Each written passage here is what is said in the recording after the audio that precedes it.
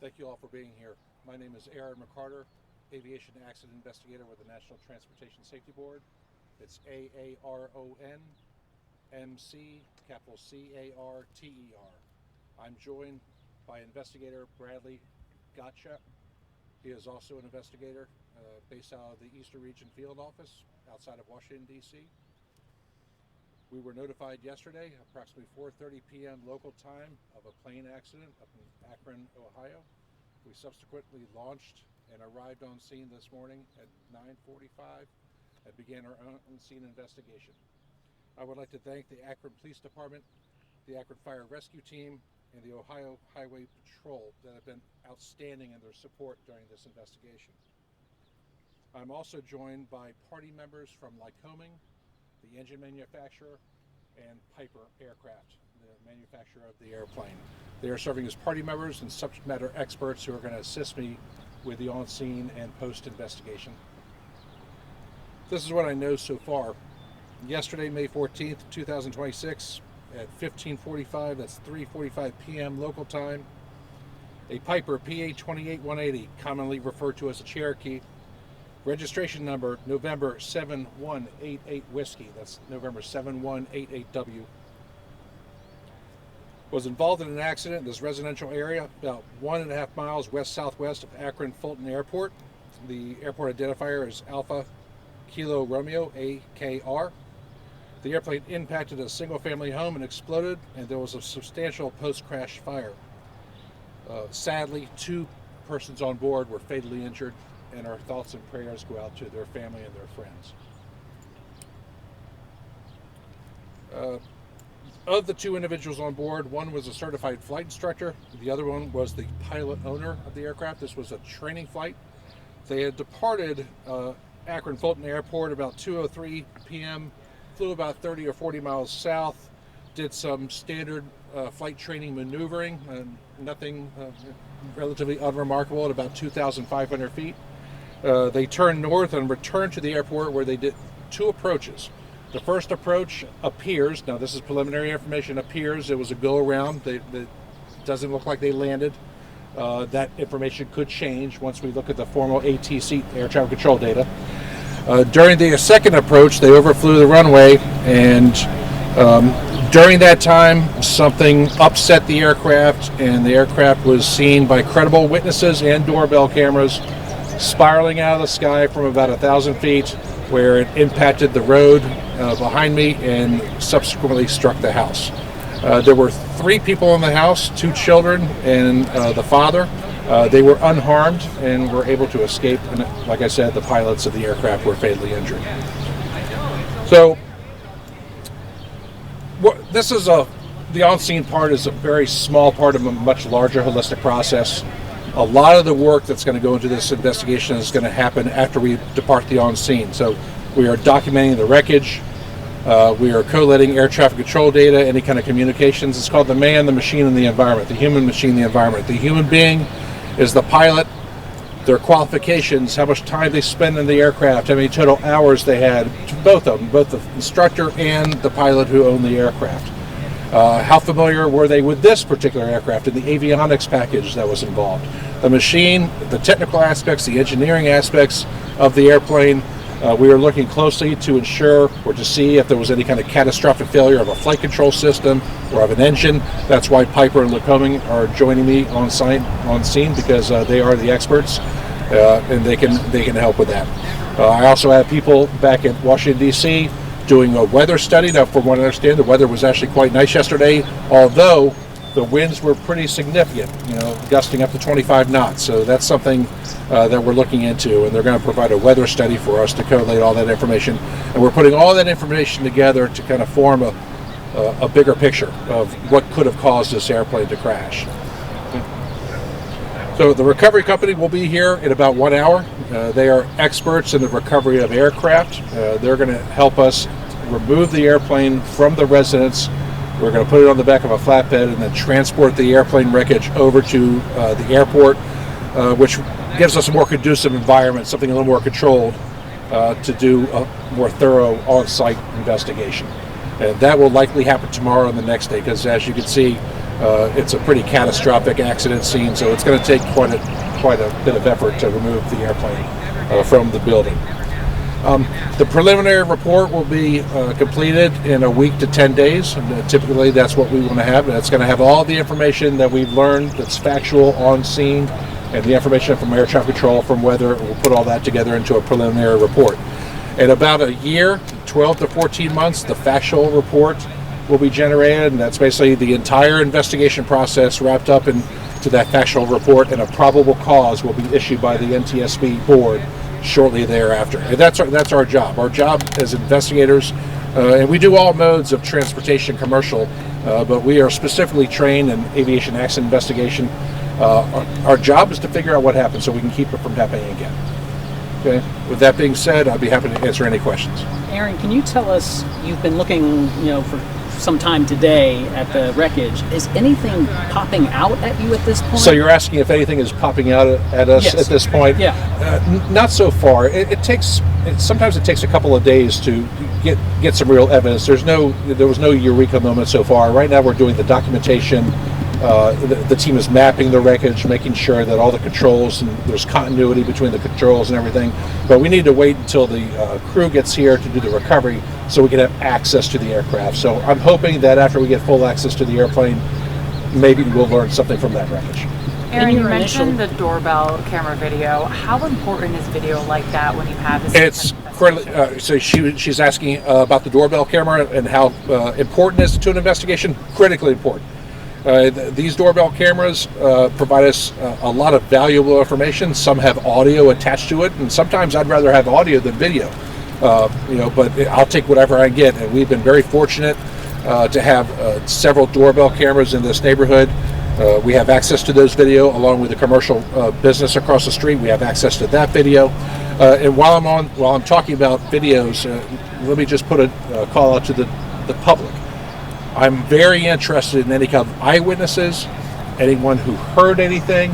If you have, please send an email to witness@ntsb.gov. That's witness@ntsb.gov. Those witness statements will go directly to me as the investigator in charge, and that's very important. And today you've been talking to a lot of witnesses. I mean, a lot of people saw this here in the neighborhood.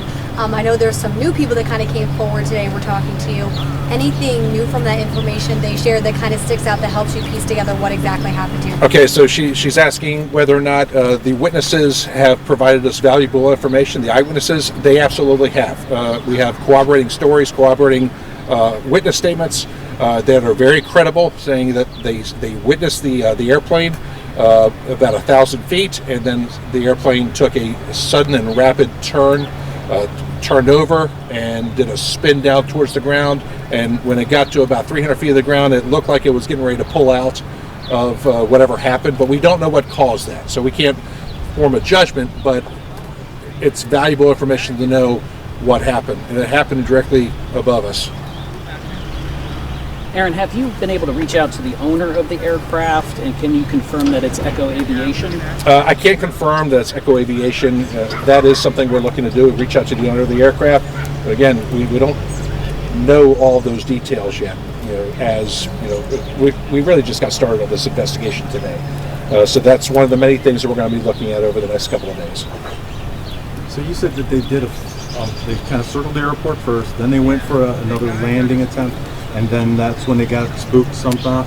Well, they weren't in the process of landing. They were operating in what's called the airport traffic pattern. And this particular airport, based on the flight profile, looks like it's left traffic.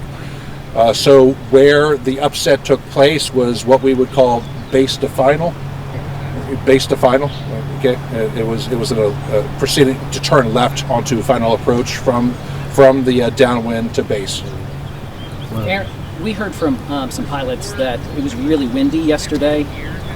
Is that something that you'll look at, and is that a factor perhaps in this? Yeah, the wind could most definitely be a factor. Weather is always a factor. We always look at weather, because the difference between weather down here and weather 1,000 feet up can be pretty substantial.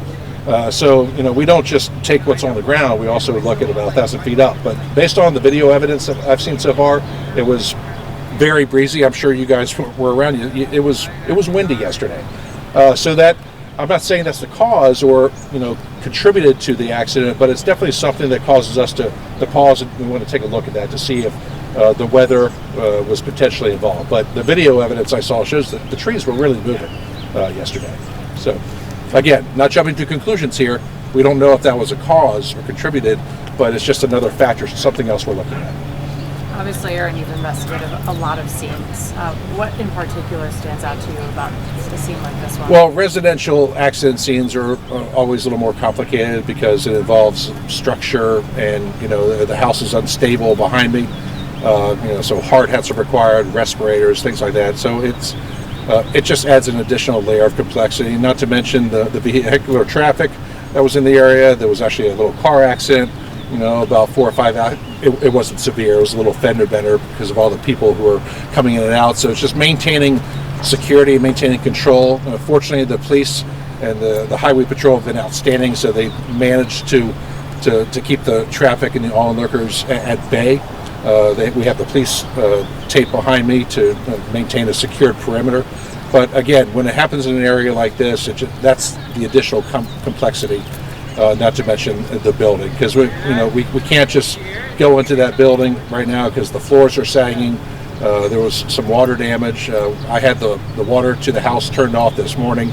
The gas people were here as well, making sure that there was no gas in the house. So those are just added layers of complexity. Can you talk about, it's amazing that the people inside the home were able to make it out okay and that they're safe, thank goodness. Can you talk about how incredible that is? Another something I think that everybody's been talking about. Yes, it is incredible.